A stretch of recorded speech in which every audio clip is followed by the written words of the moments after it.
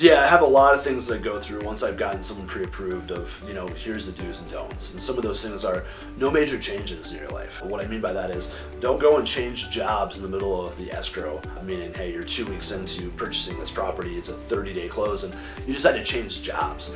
Don't do that. Don't go out and make any major purchases. Don't open new credit lines. I have had people do all kinds of things. They go to American Furniture Warehouse or whatever furniture company and they see this awesome special or deal on a new bed that they want for their new home, and they decide to open a credit card with them to save 10%.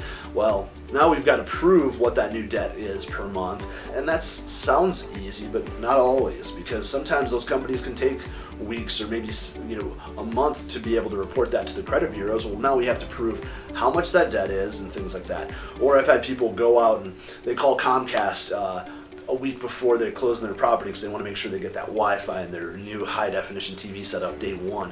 Well, Comcast usually is going to do what's called a hard credit inquiry. Any new credit inquiries that pop up, we have to explain, we have to document if you did in fact open a new trade line, what those monthly payments are and things like that. So it's definitely something not to do. Don't go depositing money into your account, non-payroll deposits. So sometimes people save money. Maybe they're a server, or maybe mom and dad gave them a check for $20,000 and they went and cashed it and they didn't deposit it into their account. And then they take that cash, go and deposit it in their bank account. Well, we now have money that we can't verify.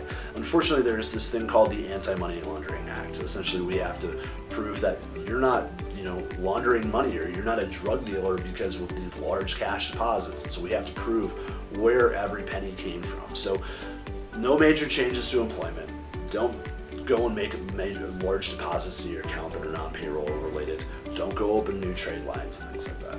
My name is, again, Jeremy Anderson. My telephone number is 319-400-6227. My email address is jeremy@lockstepmtg.com.